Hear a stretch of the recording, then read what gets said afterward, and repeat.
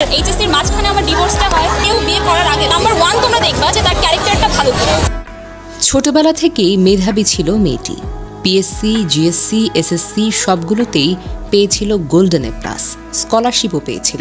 ক্লাসে সবসময় প্রথম সারিতে থাকত। শিক্ষকরা বলতেন এই মেয়েটা একদিন বড় কিছু করবে।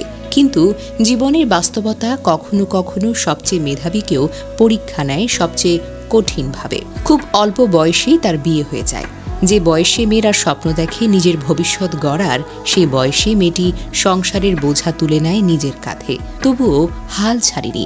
সংসার সামলে, রান্না বান্না করে, শ্বশুরবাড়ির নানা চাপের মধ্যে বই হাতে বসত, রাত জেগে পড়ত। তার লক্ষ্য ছিল পরিষ্কার, যাই হোক আমি পড়াশোনাটা শেষ করব। কিন্তু ভাগ্য যেন পরীক্ষা নিতে বসেছিল তাকে। এইচএসসি পরীক্ষার মাঝপথে ঘটে গেল এক ভয়াবহ ঘটনা। স্বামী তাকে ডিভোর্স দেয়।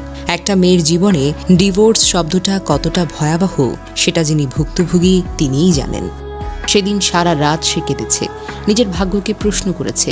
পরদিন সকালে চোখ ফুলে গেছে, মাথাটা ভার ভার।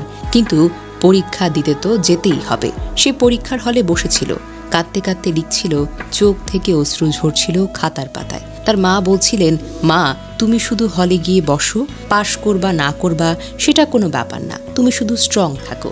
সেই শক্তিটাই হয়তো মেয়েটিকে বাঁচিয়ে রেখেছিল।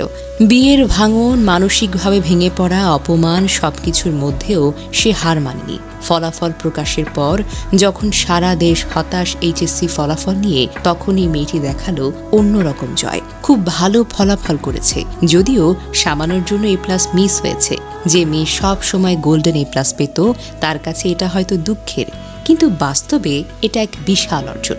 কারণ সে শুধু পরীক্ষায় পাশ করেনি, জিতেছে নিজের জীবনের সবচেয়ে বড় লড়াইটা। ভিডিওতে মেয়েটি কাঁদতে কাঁদতে বলছিল, এইচএসসি পরীক্ষার মাঝখানে আমার ডিভোর্সটা হয়। আমি চিন্তা করছিলাম বাকি পরীক্ষা দিতে পারবো কিনা। আমি সারা রাত কান্না করেছি। আবার কান্না করতে করতে পরীক্ষার হলে যাচ্ছি, আমার চোখ থেকে পানি পড়ছে, তবুও লিখছি। ভিডিওতে মেয়েটি তার সাবেক স্বামীকে উদ্দেশ্য করে বলেন, একটা মানুষকে ঠকিয়ে তার জীবনটা নষ্ট করার চেষ্টা করলে তুমি নিজেও কোনোদিন সুখে থাকতে পারবে না। আমি শুধু চাই আমার সঙ্গে যেমনটা করেছো অন্য কারো সঙ্গেও এমনটা প্লিজ আর করো না। সে আরও বলে, আমি আসলে বিয়ে করতে চাইনি, আমারও ইচ্ছা ছিল না, কিন্তু পরিস্থিতির কারণে বিয়েটা হয়ে গিয়েছিল। আমার বাবা একজন পুলিশ অফিসার, আমাদের পরিবার চেয়েছিল আমি পড়াশোনা করি, তবু আমি চেষ্টা করেছি সংসার টিকিয়ে রাখতে, কিন্তু চরিত্র ভালো ছিল না। আমি এখন সবার কাছে একটা কথা বলবো, বিয়ে করার আগে মানুষটার চরিত্র ভালোভাবে দেখে নাও, কারণ ভালো চরিত্র ছাড়া কোনো সম্পর্ক টিকে থাকতে পারে না।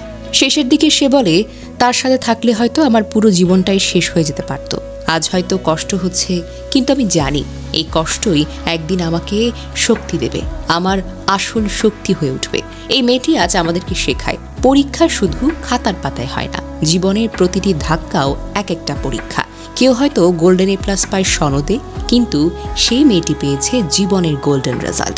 অদম্য সাহস, মায়ের আশীর্বাদ আর নিজের প্রতি বিশ্বাস। এই মেয়েটি শুধু এইচএসসি পরীক্ষায় পাশ করেছে, নিজের জীবনের সবচেয়ে বড় কঠিন পরীক্ষায়, নিজেকে হারতে না দেওয়ার পরীক্ষায়।